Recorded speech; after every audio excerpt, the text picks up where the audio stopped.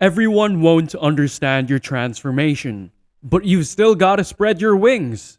To not change isn't natural.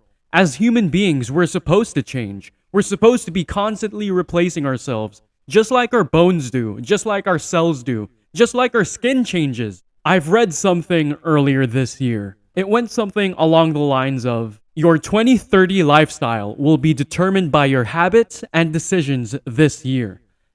And that just blew my mind. In other words, we don't decide our future. We decide our habits and our decisions. And those are the things that decide our future. It isn't your fault when you outgrow the people who had the chance to grow with you. If the people around you aren't growing as well, you need to evaluate their proximity to you.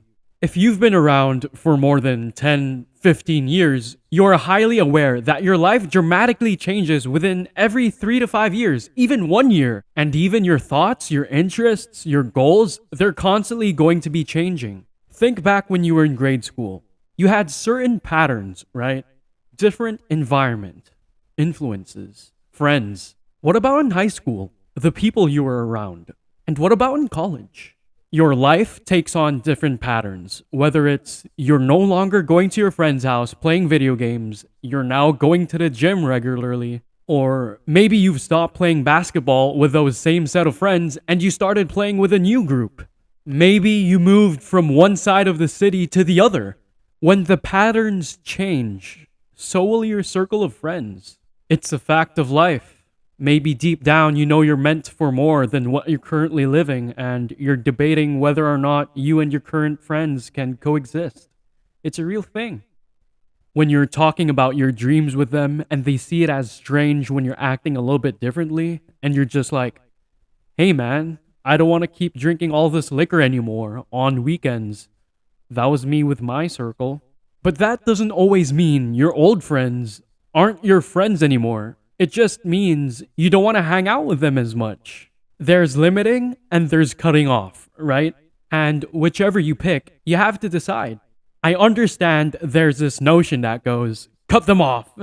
And you don't want to do so in an over explicit way. Maybe you can start with, hey, I'm looking to switch things up a bit. Playing Xbox is cool and all, but I just really want to start this thing. And some might say, wow, I was just waiting for you to say that. And to some, that message just might come off condescending, and they might want to go, psh, this guy's bragging. And it's tough, man. But look, the patterns have changed, and it's not personal. It's simply a difference in values and motivations.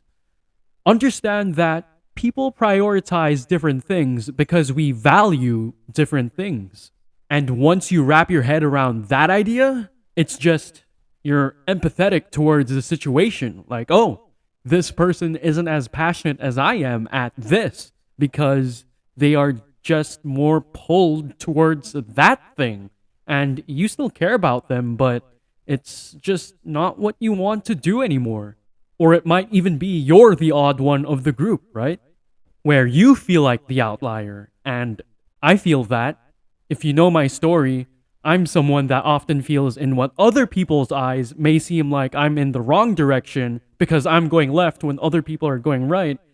But if you ever feel bad in any way about distancing yourself or disconnecting yourself because you don't think your friends get you anymore, understand this. Friendships aren't really about you. It's about the pathway of your current life right now and the category of which people fit in depending on what pattern or what chapter of life that you're in. That high school buddy of yours might not really make sense to be your partner in crime anymore. The friends at the bar were just there for a season. Just keep working on yourself. The right people will come, and they'll show up for a reason. And just keep staying the course of whatever you're doing. Maybe you're working on something alone. Hey, there might just be someone out there just like you working alone right now, with the exact same thing you're doing, going through the exact same situation. Over a period of time, you'll cross paths, and the best friendships are formed over nothing. It's not because you went to school, it's not because you studied on the same thing, it's not because you were working together, it's not because you were in the same sports team or whatever, it's because your chemistry matches, your temperament is similar, and so you can be friends with this person for 20, 30 years, low maintenance type friendship. Could, right? Over 7 billion people. You can comment in the comment section right now. There's probably someone out there with a similar story as you. So, ironically, you have to give up something to get something.